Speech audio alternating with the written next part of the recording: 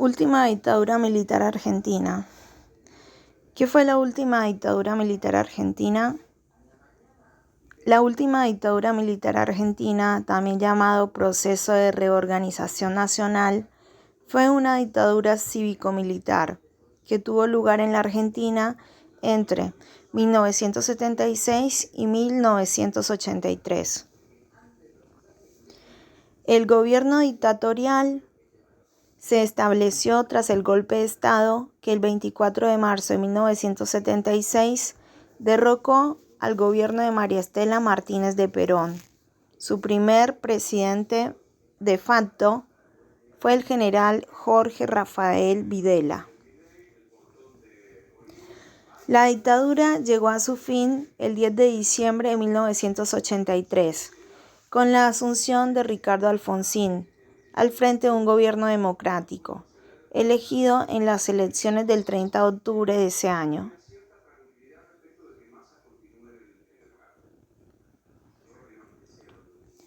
Objetivos y primeras medidas.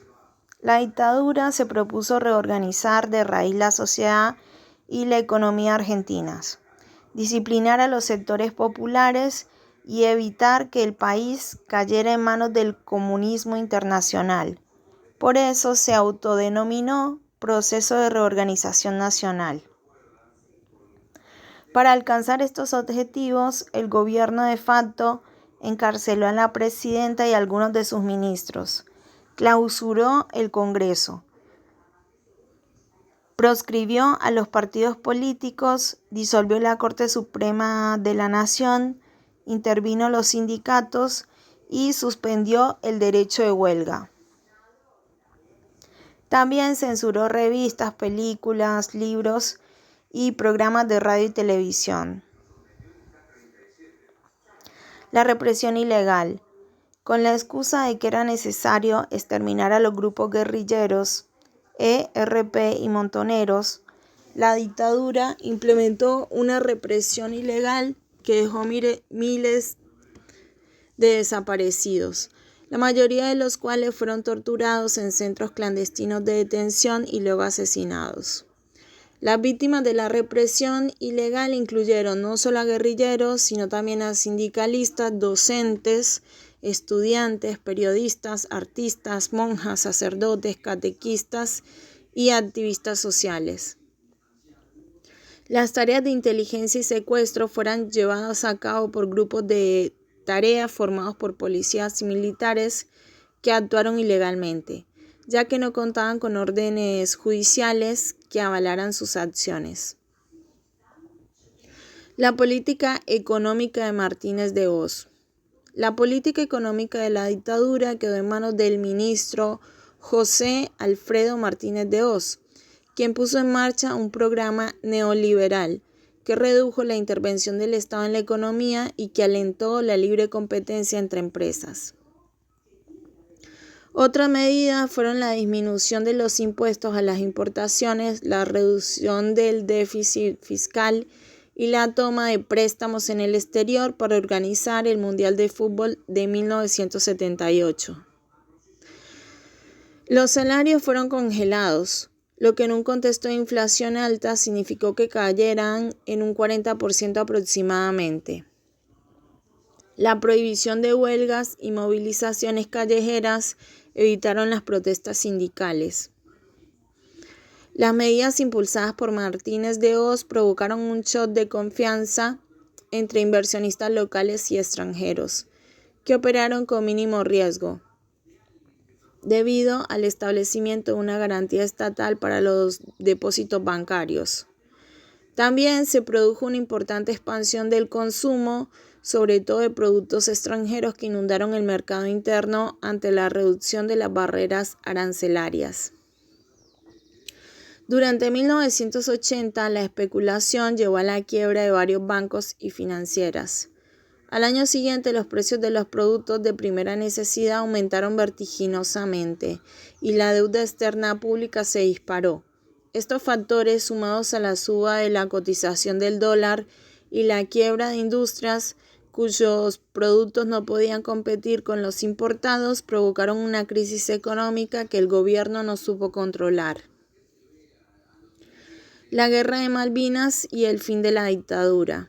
A principios de 1982, la dictadura afrontaba fuertes presiones internas y externas.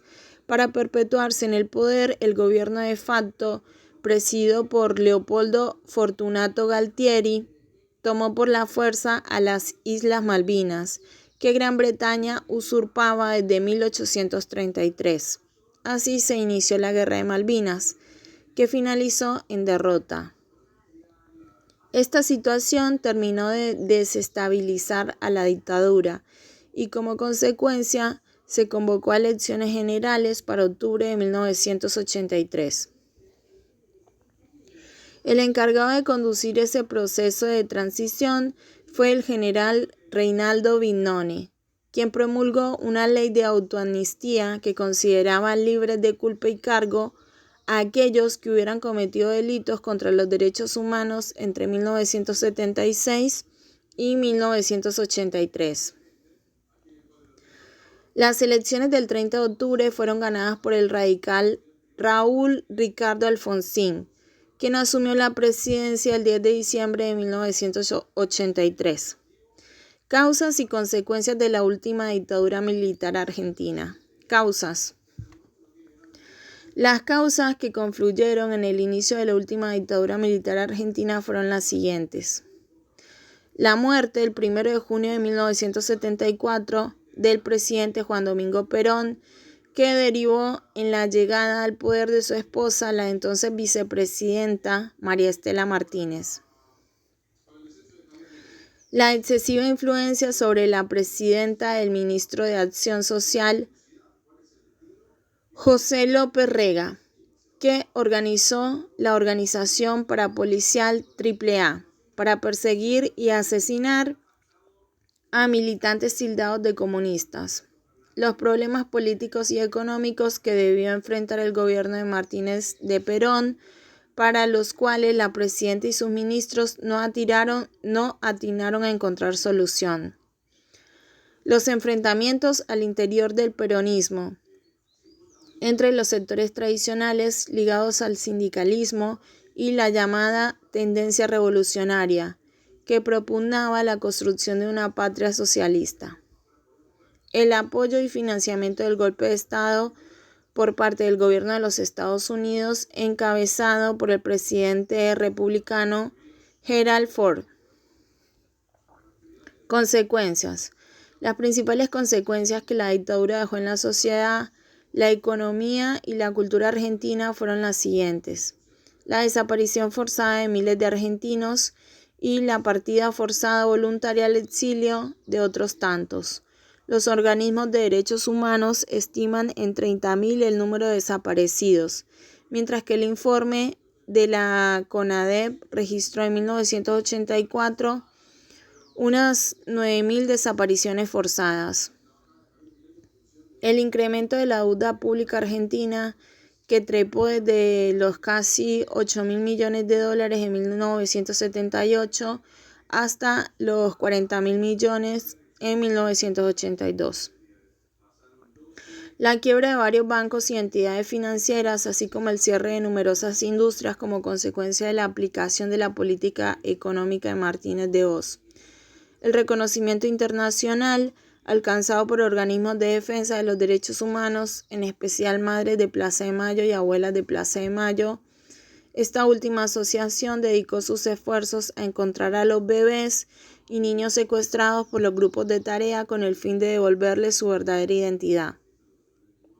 El declive del peronismo, que por primera vez en su historia perdió elecciones presidenciales en las que pudo participar sin restricciones ni proscripciones.